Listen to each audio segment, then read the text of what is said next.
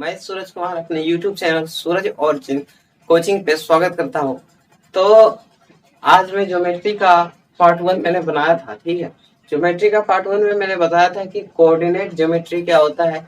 तो मैंने बेसिकली पहले बताया कि ज्योमेट्री होता क्या है, फिर ज्योमेट्री का टाइप्स बताया। तो मैंने टाइप्स में 2 टाइप्स बताया था। पहला टाइप्स मैंने बताया था कोऑर्डिनेट ज्योमेट्री यानी कि निर्देशांक ज्योमेट्री, ठीक है, ज्यामिति। और दूसरा मैंने बताया था एनालिटिकल ज्योमेट्री यानी कि क्या चीज, बेसलेसिक ज्यामिति। तो बेसलेसिक ज्यामिति के बारे में पढ़ेंगे। तो मैंने कोऑर्डिनेट ज्योमेट्री का पूरा जितना आपको फिजिक्स में जरूरत होता है ना, बेसिक मैथमेटिक्स, सारा मैंने बताया था। जो जो फॉर्मूला यूज होता है सारा मैंने बता दिया था। तो अब चलते हैं बेसलेसिक ज्यामिति में, तो उसको पढ़ते हैं अभी। ठीक है, तो चलिए स्टार्ट करते हैं इस वीडियो को। फर्स्ट टॉपिक हम सेकेंड टाइप हम इसमें लेंगे, बेसलेसिक बेसलेसिक ज्यामिति। बेसलेसिक ज्यामिति, ठीक है। बेसलेसिक ज्यामिति यानी क्या इंग्लिश होगा इसका, एनालिटिकल ज्योमेट्री, ठीक है, एनालिटिकल ज्योमेट्री इसका इंग्लिश होता है। ठीक है, तो इसमें हम मेन क्या करेंगे, पहला इसमें पढ़ते हैं। इसमें हम पहला पढ़ लेते हैं सरल रेखा का समीकरण। ठीक है, इसमें हम क्या चीज पढ़ेंगे, पहला पढ़ लेंगे सरल रेखा का समीकरण।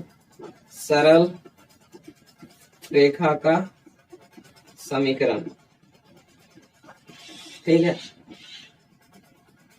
सरल रेखा का समीकरण यानी कि equation of straight line, equation of straight line, ठीक, इक्वेशन ऑफ स्ट्रेट लाइन। तो इसमें हम इसका जो होता है ना, सरल रेखा का जो समीकरण होता है 3 रूप का होता है। लेकिन जो हमें 11th में जो फिजिक्स पढ़ते हैं ना, उसमें मेनली 2 रूप का ही ज्यादा यूज होगा, तो वही मैं पढ़ूंगा।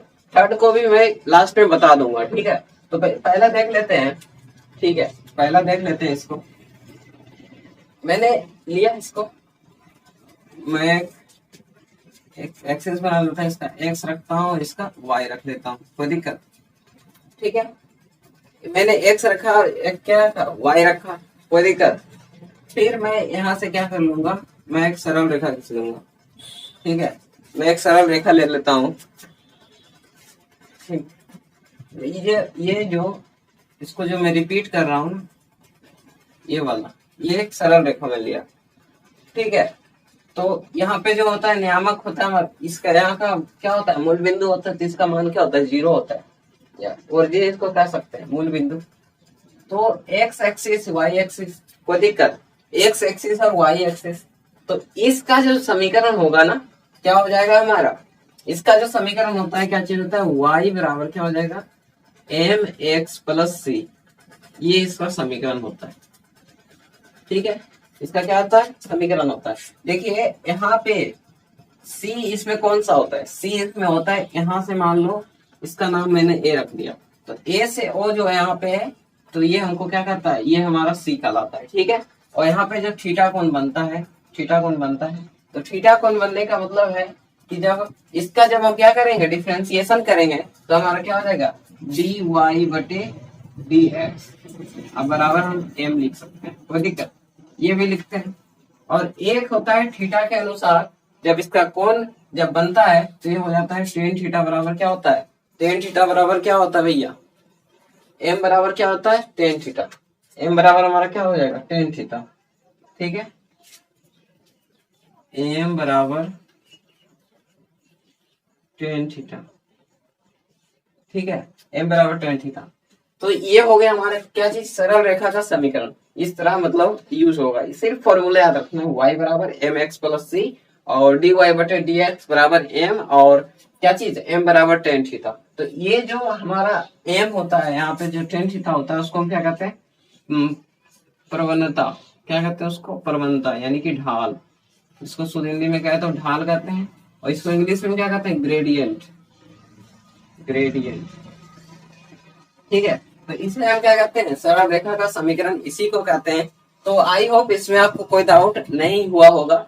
ठीक है, तो इसका स्क्रीनशॉट लीजिए, मैं चलता हूँ नेक्स्ट टॉपिक पे। ठीक है, मैं अब सर्किल में सर्किल का जो इसका ये फर्स्ट रूप हुआ हमारा। ठीक है, और मैं इसमें सेकेंड रूप आपको बताता हूँ। ये फर्स्ट रूप हुआ हमारा, एक और रूप मैं आपको बताऊंगा, ठीक है। तो स्क्रीनशॉट लीजिए आप।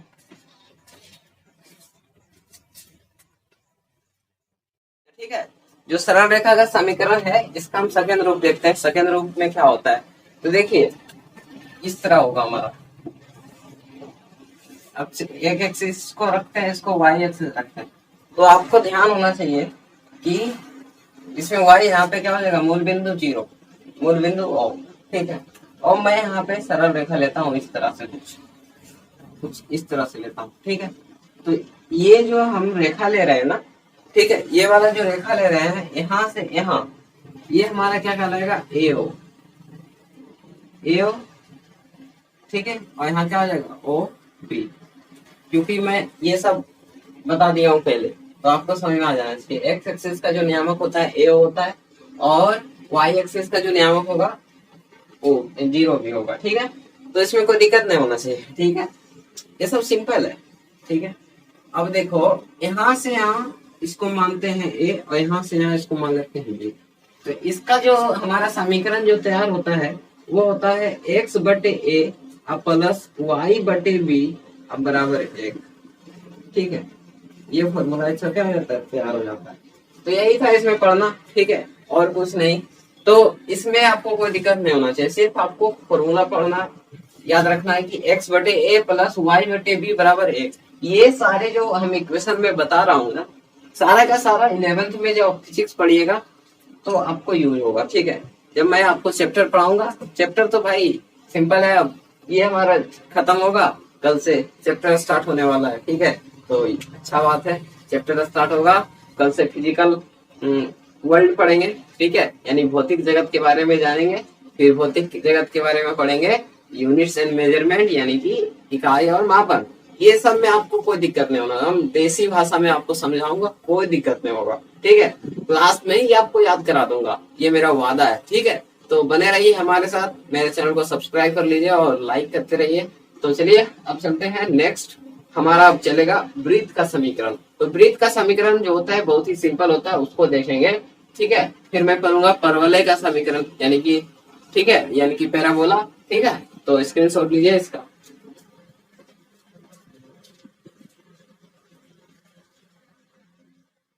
का समीकरण पढ़ेंगे, ठीक है। अब क्या पढ़ना है, नेक्स्ट टॉपिक हमें वृत्त का समीकरण, वृत्त का समीकरण,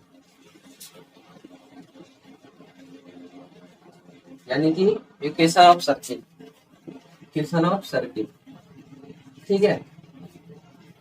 तो देखिए इसमें मैं क्या करूंगा, सिर्फ इस सेम इसमें क्या करेंगे, एक्सिस लेंगे, एक्सिस और वाई एक्सिस, कोई दिक्कत। ये हो गया हमारा चतुर्थांश की दिशा, ठीक है। लेकिन ये एक्सिस है, एक्स और ये वाई, ठीक है। तो भैया जी यहाँ पे मैं एक सर्किल बना लेता हूँ। गोल तो नहीं हुआ, ठीक है, गोल तो नहीं हुआ, लेकिन चित्र तो चित्र है भाई, सर्किल तो सर्किल होता है। तो यहाँ मैं रेडियस ले लेता हूँ ए, यहाँ पे होगा O, क्योंकि ये मूल बिंदु है इसका, सर्किल का मूल बिंदु है, ओरिजिन है। और इसका जो हो जाएगा, क्या चीज हो जाएगा, AO हो जाएगा। और ये तो रेडियस है, इसलिए यहाँ क्या हो जाएगा, OA होगा। कोई दिक्कत, इसमें कोई दिक्कत नहीं होना चाहिए। तो इसका जो समीकरण होगा, ठीक है, इसका जो समीकरण हो जाएगा, क्या चीज, x square plus y square बराबर क्या हो जाता है, a square. X square plus y square बराबर ए स्क्वायर। ये सब कैसे हुआ हम आपको नेक्स्ट, मतलब जब हम क्लास में जब चैप्टर पढ़ाएंगे ना, तो मैं आपको बताऊंगा किस तरह होता है। लेकिन तब तक तो आपको ये सब बहुत चैप्टर के दूर है भाई। चैप्टर में ये बहुत सारे चैप्टर पढ़िएगा तब ये सब पढ़ना होगा। लेकिन ये तो 12th में भी पढ़ना होता है। लेकिन अभी 12 तो आप पढ़ नहीं रहे, लेकिन 11 पढ़ रहे थे, 11 में ही आपको ये सब नॉलेज रखना पड़ेगा।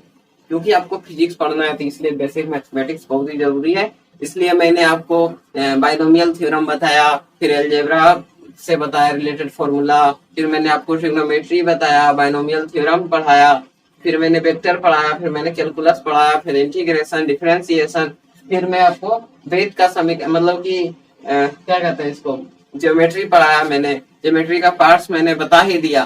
पहला कि कोऑर्डिनेट ज्योमेट्री होता है, उसमें जितने भी आपको नॉलेज होना चाहिए सारा मैंने बता ही दिया।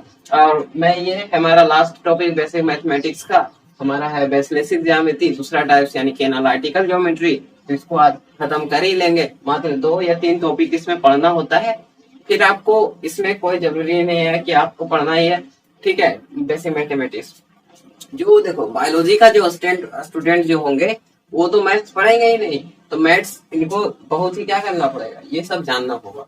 और जो मैथ के जो स्टूडेंट है भाई उसको भी ये सब जानना जरूरी है, क्योंकि इसमें कुछ कुछ ऐसा टॉपिक है जो आपको क्लास 12th में लास्ट चैप्टर में पढ़ाया जाएगा, ठीक है। तो वो सब भी इसमें मैं बता रहा हूँ ताकि आपको फिजिक्स अच्छी तरह से क्या हो जाएगा, समझ में आ जाएगा। तो आपको क्या दिक्कत है, थोड़ा सा मेहनत कर लीजिए, मात्र आपको 7 दिन आप इस सब में बेसिक मैथमेटिक्स को अच्छे से रगड़ कर पढ़ लीजिए ना, मतलब मसाला तैयार कर लीजिए, ठीक है।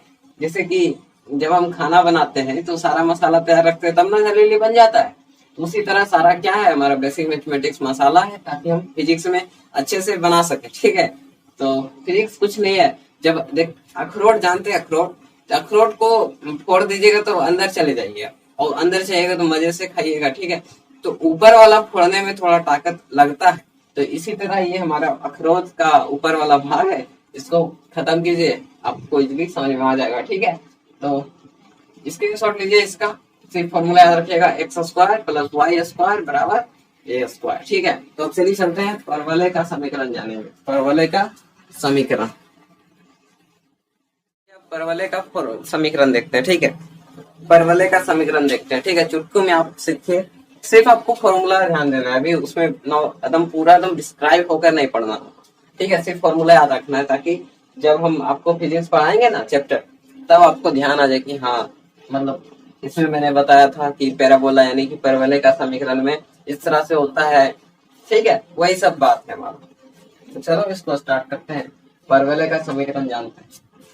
परवलय का समीकरण, परवलय का समीकरण, तो परवलय का जो समीकरण होता है बहुत ही सिंपल है, सेम उसी तरह सब में क्या करेंगे, एक्स एक्सिस और वाई एक्सिस लेंगे। एक्स एक्सिस होता है, लेकिन इसमें लिखना क्या जरूरी है, तो मैं एक परवलय बना लेता हूँ, ठीक है। ये हो गया परवलय, परवलय आकार का। तो यहाँ पे जो होगा, यहाँ पे हो जाएगा ए ई ओ। तो ये सब आपको जानने की जरूरत नहीं है, क्लास 12 में आप ये सब आराम से जानेंगे। 11 में भी आपको मैं टॉपिक जब पढ़ाऊंगा ना तो आपको बताऊंगा, ठीक है। और यहाँ हमारा क्या जाता है, ए होता है, ठीक है, यहाँ से। और ये तो हमारा ओरिजिन है ही, तो इसका जो फॉर्मूला होता है क्या चीज, इसका फॉर्मूला क्या होगा, ये एक्स एक्सिस है कि नहीं, और ये वाई एक्सिस, इसका जो फॉर्मूला होता है क्या चीज होता है, वाई स्क्वायर बराबर 4ax, वाई स्क्वायर बराबर क्या होता है, वाई स्क्वायर बराबर 4ax, ठीक है। वाई स्क्वायर बराबर क्या होता है, 4ax, वाई स्क्वायर बराबर 4ax। तो भैया जी ये हमारा था परवलय का समीकरण में, जिसमें हमको फॉर्मूला रखना होगा क्या चीज, वाई स्क्वायर बराबर क्या होगा, 4ax।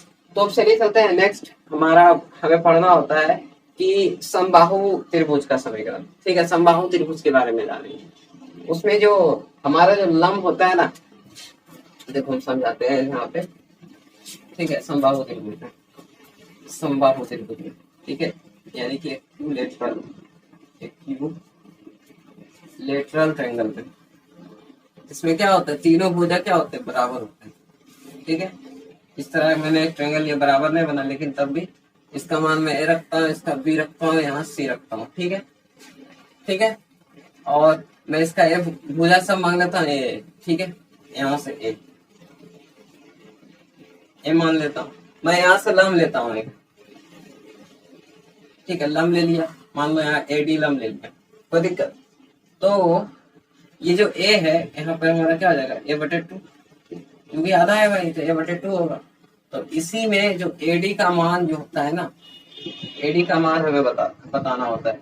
एडी का मान क्या होता है भाई, एडी का मान क्या होता है, तो एडी का मान हमको क्या करना पड़ता है, इसमें बताना पड़ता है।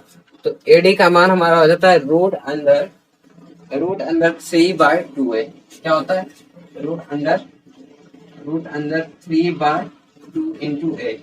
यही हमको क्या करना पड़ता है, इक्विलेटरल ट्रायंगल में जानना पड़ता है कि ये जो हमारा लंब है इसका मान क्या होगा। तो एडी बराबर रूट अंडर 2 इंटू ए, ठीक है। अगर आप कहिएगा कि ये कैसे हुआ, तो इसको मैं आपको प्रूव करके भी दिखाऊंगा। ऐसे आप 10th में पढ़ चुके होंगे कि ये कैसे होता है, लेकिन आप कहिएगा बनाकर वीडियो बताइए तो हम जरूर बनाएंगे।